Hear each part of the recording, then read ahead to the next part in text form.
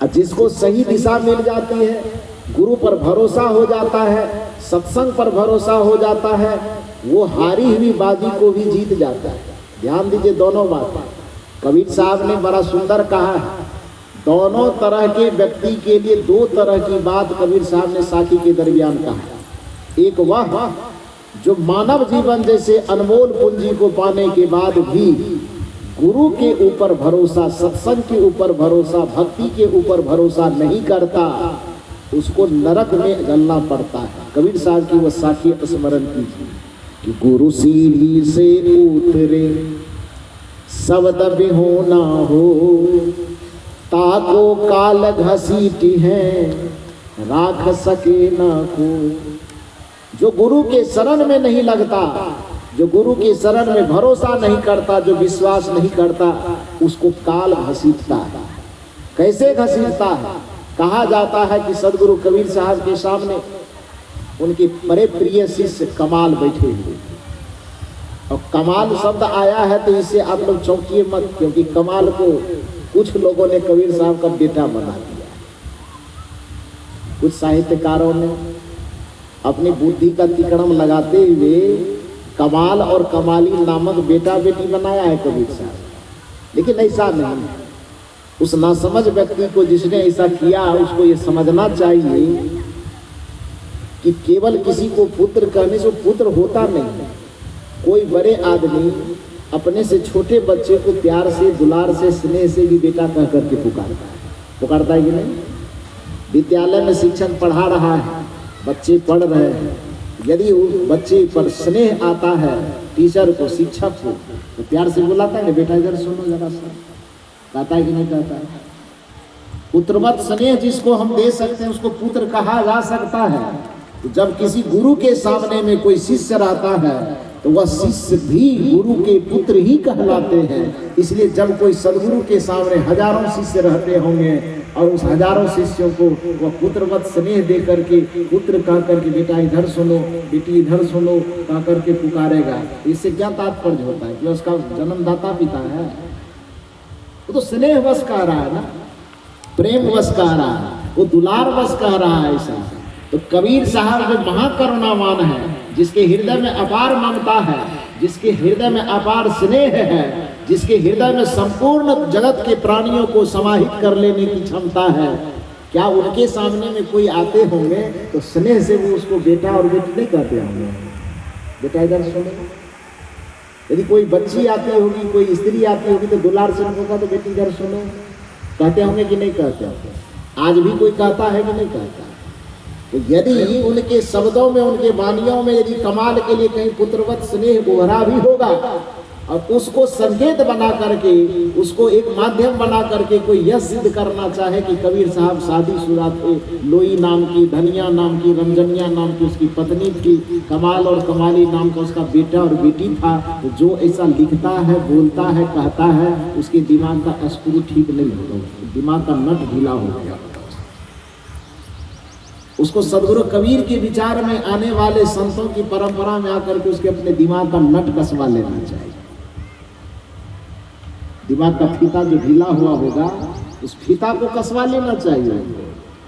वस्तुतः कमाल और कमाली सदगुरु कबीर साहब की परंपरा में एक अच्छे साधक, एक अच्छे शिष्य हो चुके।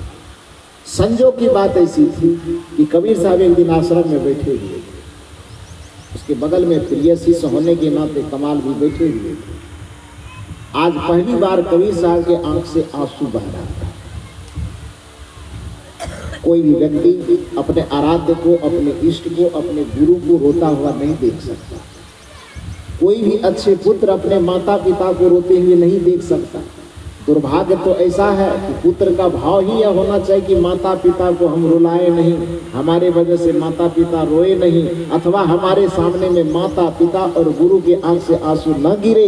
लेकिन आज इस संसार में, इस कलयुग के प्रभाव से विषय और वासना में लिपटे हुए बहुत सारे मनुष्य ऐसे हैं जो अपने आचरण और अपने व्यवहार से माता पिता जैसे भगवान को भी आंख में आंसू दे देते हैं। वो दुनिया का सबसे अभागा मनुष्य। जिस पुत्र के वजह से जिस पुत्री के वजह से माता और पिता को रोना पड़े, उस पुत्र का इस धरती पे जन्म लेना बेकार है। जिस शिष्य के वजह से गुरु के आंख में आंसू आ जाए, जिस शिष्य के दुराचरण के चलते, दुर्व्यवहार के चलते गुरु को सर झुकाने की नौबत आ जाए, उस शिष्य का इस धरती पर जन्म लेना बेकार है। माता पिता और गुरु अपने शिष्य, अपने बच्चों के बदौलत सर उठा करके जी सके और गर्व से कह सके कि यही मेरा बच्चा है, ये मेरा शिष्य है, तो समझ लेना चाहिए कि उस शिष्य और उस बच्चे का आधा जीवन सफल हो गया, उसका जीवन धन्य हो गया। क्योंकि भरत जी को कहा गया, रामचरितमानस में प्रसंग आया है कि तनय माता पितु तो सनिहारा, दुर्लभ जननी सकल संसारा। इस धरती पर वैसी जननी दुर्लभ है, वैसे माता पिता दुर्लभ है और वैसे पुत्र दुर्लभ है।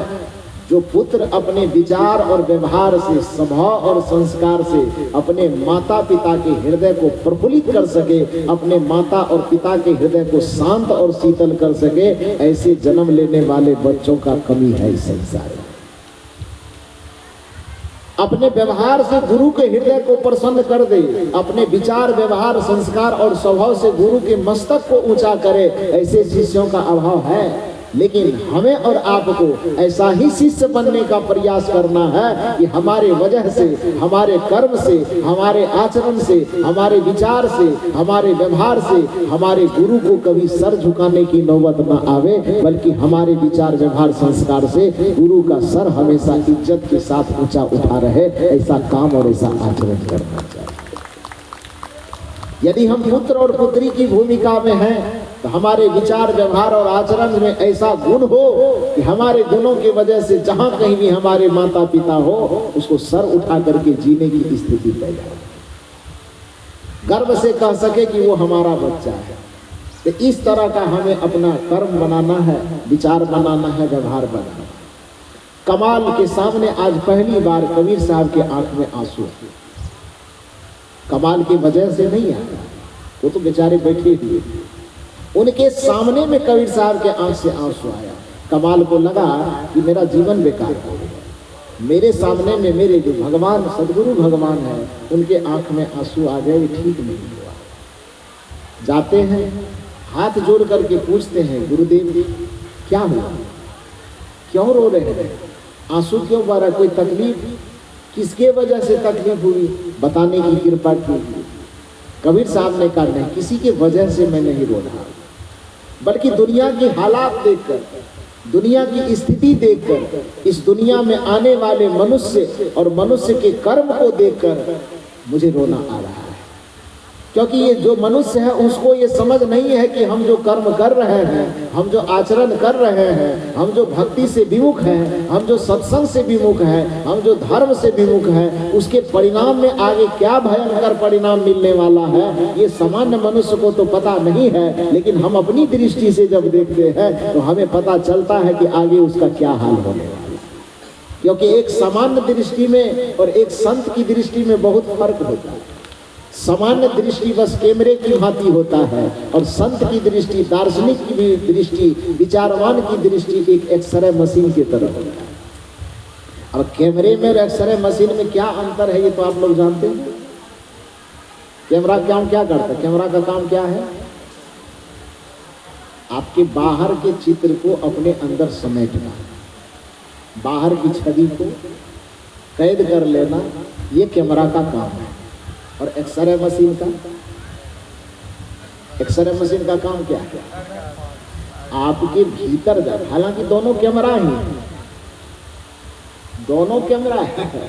एक्सरे मशीन भी एक प्रकार का कैमरा ही है, उसका काम भी चित्र खींचना है, लेकिन थोड़ा अंतर है कि एक्सरे मशीन का पावर इतना ज्यादा होता है कि वो आपके चमड़े, चमड़े के अंदर मांस, मांस के अंदर हड्डी, हड्डी के अंदर नस, वहां तक के भी चित्र को खींच लेता है, खींचता है। अब कैमरा क्या करता है, वो कैमरा केवल आपके चमड़े के का स्पर्श करता है, उसकी पहुंच आपके चमड़े तक है, वो खींचता है। और कैमरा में एक बुराई भी है, बुराई क्या है, वो चापलूस है। चापलूस मैंने समझते हैं, मैंने किसी के गुण अवगुण पर विचार किए बगैर उसका मुंह पोछना, उसकी बड़ाई करना, झूठा एकदम डिंगा। तो कैमरा का जो काम है वही काम है। कोई आदमी देखने में अच्छा हो ना हो, लेकिन कैमरा में ऐसा ऐसा ऑप्शन है कि उस ऑप्शन को डालो और फोटो खींच लो, यदि किसी को भेजो तो लगे कि बाप रे बाप, ये तो पूरा फिल्मी दुनिया में जीने वाले लोग। ऐसा ऑप्शन है कि नहीं?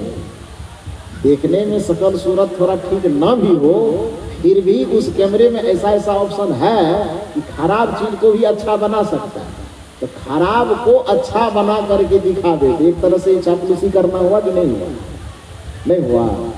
चापलूसी का मतलब क्या है कि हम में कमी होते हुए भी हमारी कमी को न दिखाना, बल्कि हमारी कमी को अच्छा बना करके दिखा देना, उसी को आम बोलचाल की भाषा में चापलूसी कहा जाता है।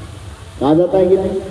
तो आजकल के मोबाइल में लगे हुए कैमरे ऐसे हैं जो चापलूसी की भूमिका निभाता है कि नहीं?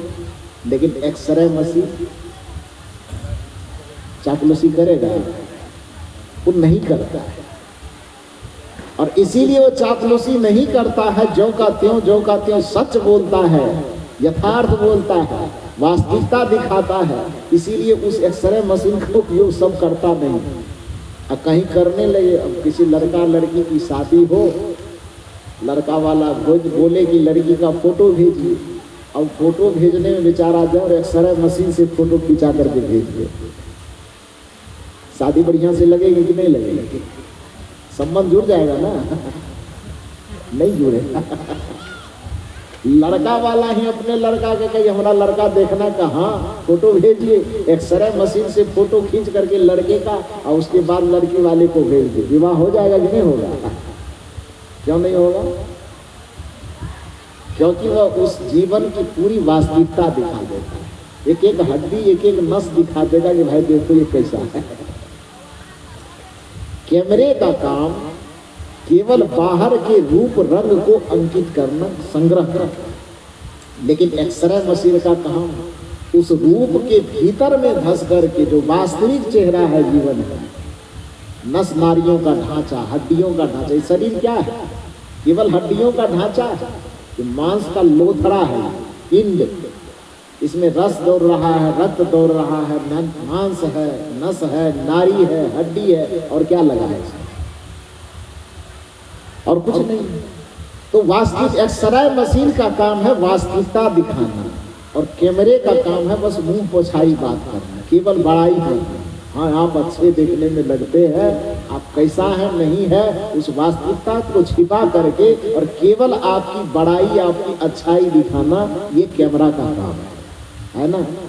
तो आम जनता की जो दृष्टि है, आम लोगों की जो दृष्टि है, उसकी दृष्टि बस एक कैमरे की तरह है कि वो ऊपर ऊपर लोगों को समझता है, बाहर से लोगों को समझता है।